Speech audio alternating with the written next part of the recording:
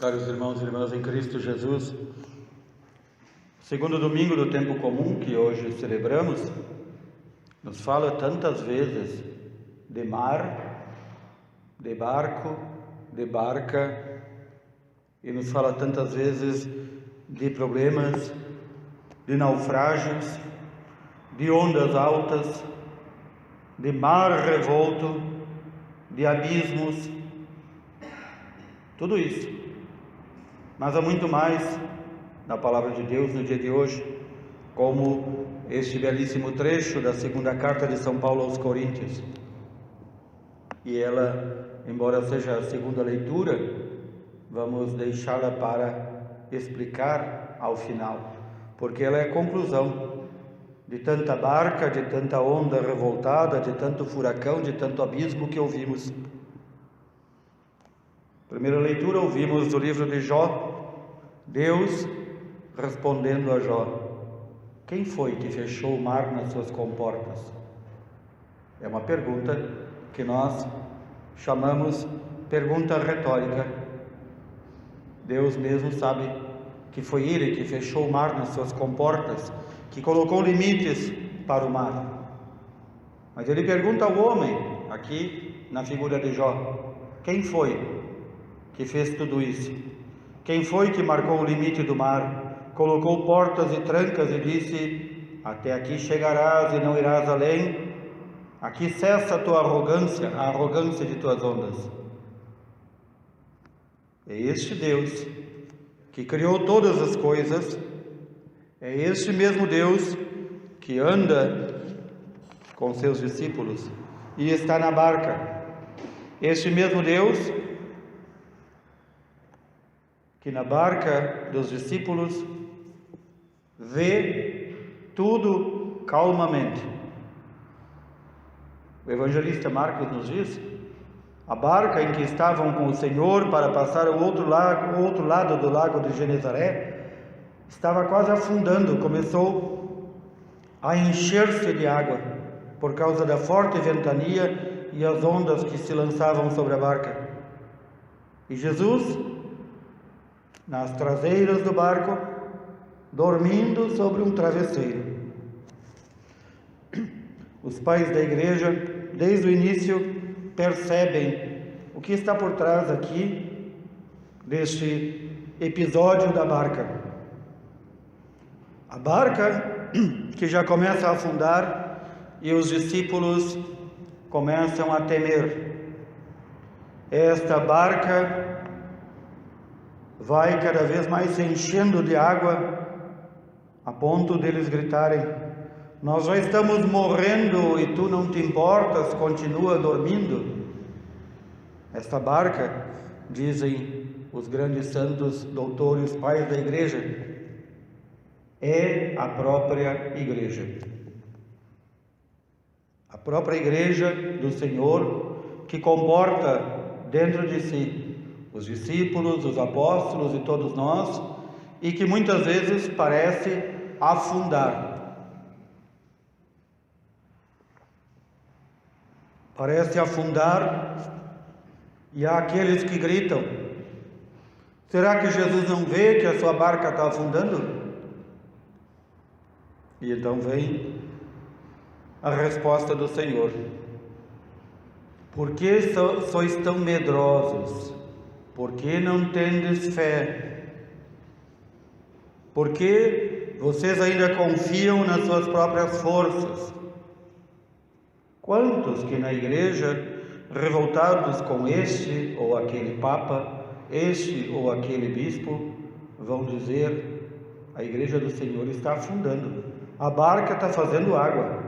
Ora, qualquer um que tenha estudado minimamente a história da igreja sabe que desde o momento em que o Senhor voltou ao Pai, a barca da igreja está fazendo água. Afinal, é um barco, e barco foi feito para estar na água, não para ficar no porto seguro. A fé que o Senhor nos deixou, a sua igreja que Ele nos deixou, não é para ficar ancorada no cais, em mar calmo, sereno, é para navegar em mar profundo. E no mar profundo, as ondas muitas vezes cobrem na barca. E a barca, Igreja do Senhor, muitas vezes parece que vai ir a pique, que vai para o abismo do profundo do mar. Já são mais de 2000 anos e a barca ainda não afundou. Mas todos aqueles que quiseram sair da barca, a barca de Cristo, a barca de Pedro, a barca da igreja, fundaram aí as suas barcaças, as suas chalanas, os seus naviozinhos, afundaram e desapareceram.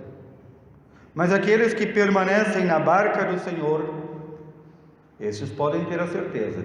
O Senhor parece, só parece, estar dormindo, mas é Ele quem guia a sua barca, a sua igreja.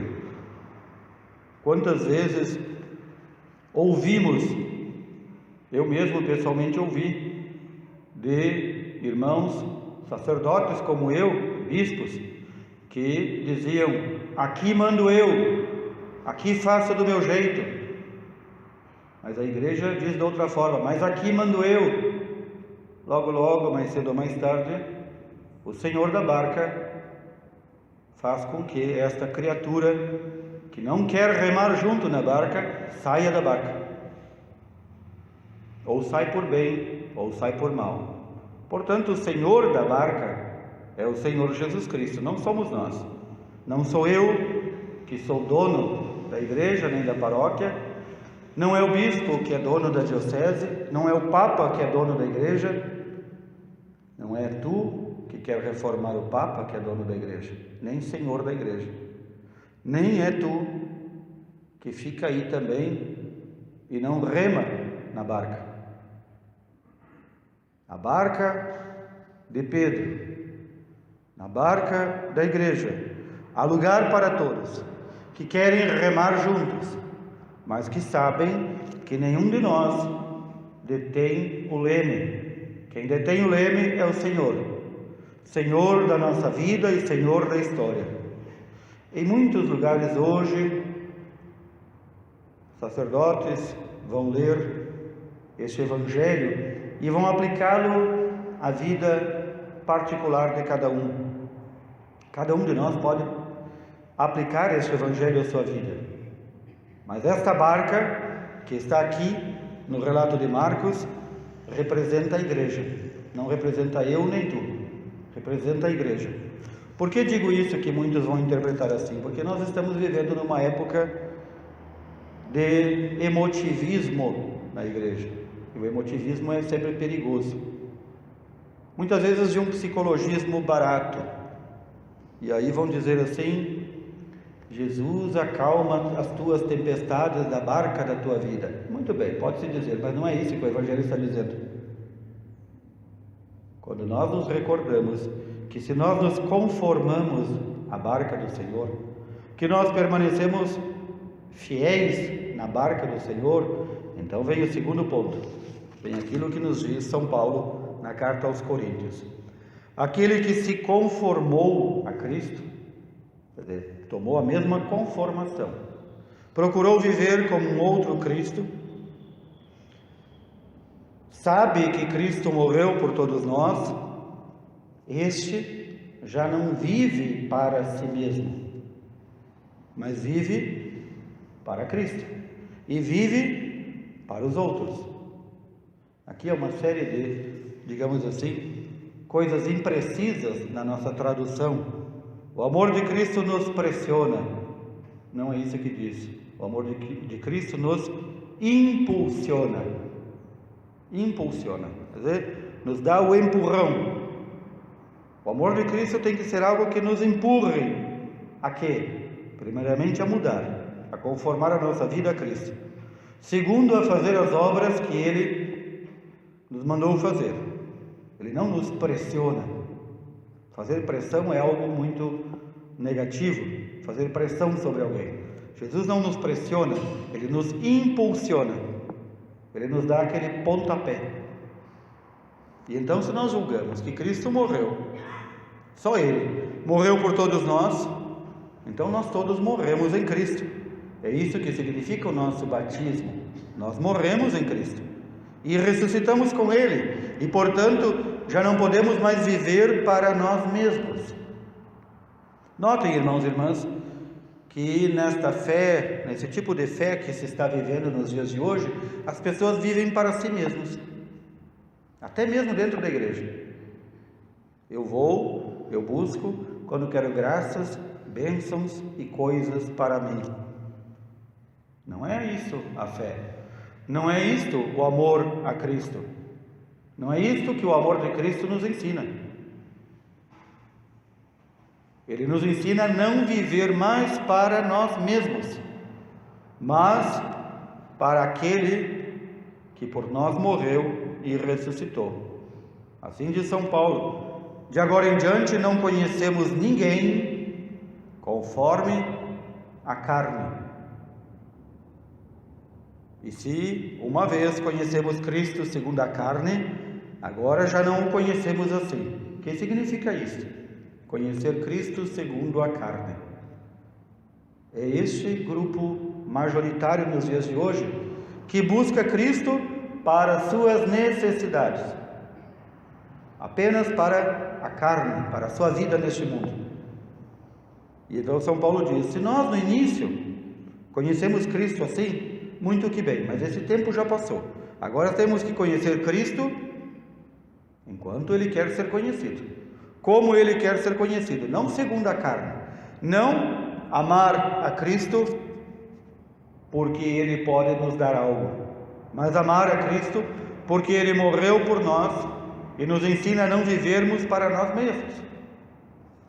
Já é um outro grau e mais profundo amor a Cristo. E então diz São Paulo: quando alguém deixa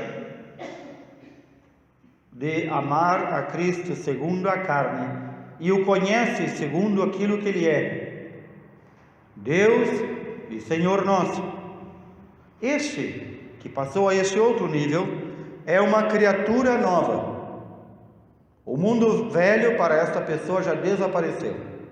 Essa pessoa já se encontra desapegada das coisas deste mundo. Essa pessoa já não invoca o Senhor para coisinhas pequenas na sua vida. Já não está mais aferrada a esta vida. Já pode dizer que a morte é lucro, como São Paulo dizia, porque a morte, sendo lucro, é o grande lucro de encontrar o Senhor. Se nós temos a consciência que este Deus, que criou todas as coisas e colocou limites ao mar, é o mesmo Deus que estava com seus discípulos na barca e que parece muitas vezes na história humana dormir, mas Deus não dorme. E no entanto, na hora certa, com apenas uma palavra, este Deus ordena e o silêncio se faz da tempestade e o mar o obedece.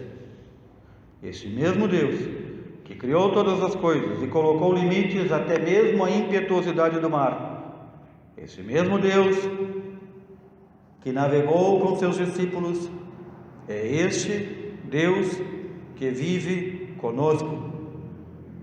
Portanto, nós podemos muitas vezes com o Salmo dizer: de todos os temores me livrou o Senhor Deus.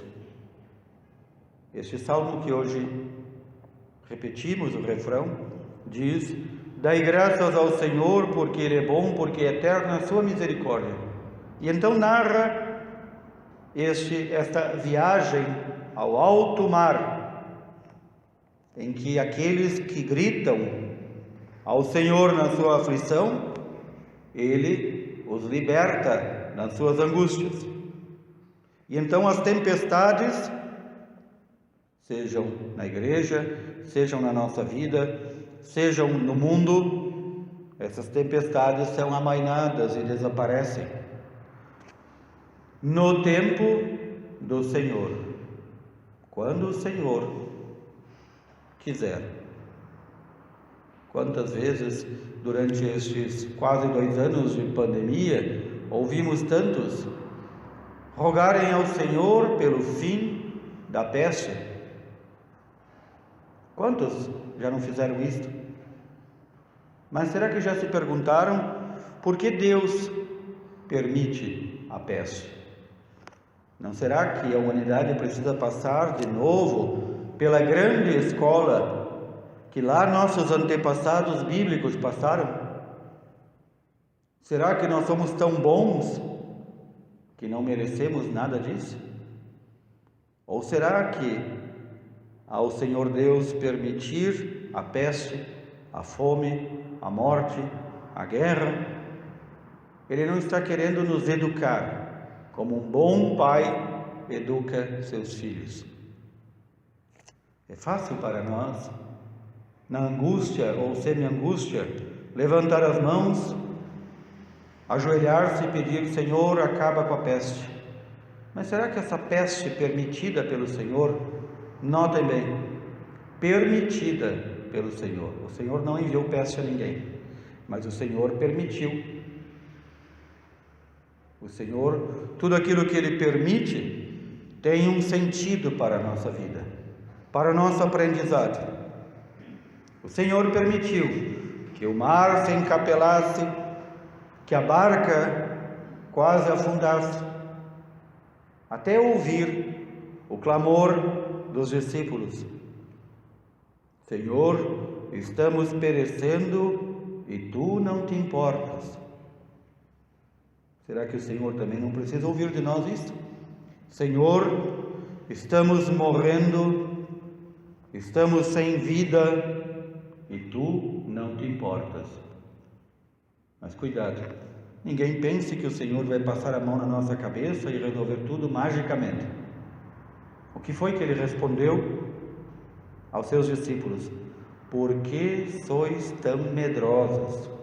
Respondeu com uma pergunta: por que sois tão medrosos? Ainda não tendes fé? Ainda não tendes fé? É a grande pergunta que o Senhor faz para nós nesses tempos em que vivemos. Ainda não tendes fé? Tendes visto as minhas obras? Tendes visto o amor com que eu vos amo? Tendes visto que eu morri por vós e ressuscitei? E ainda não tendes fé? Quem sabe o Senhor quer nos ensinar nesses tempos que devemos voltar a conhecer o que é a verdadeira fé. Pedir ao Senhor e clamar do fundo do coração neste domingo: dai-nos, Senhor, a fé. Dai-nos, Senhor, a fé. Creio, Senhor, mas aumentai a minha fé. Creio, Senhor, mas aumentai a minha fé. Peçamos isto ao Senhor. Louvado seja nosso Senhor Jesus Cristo.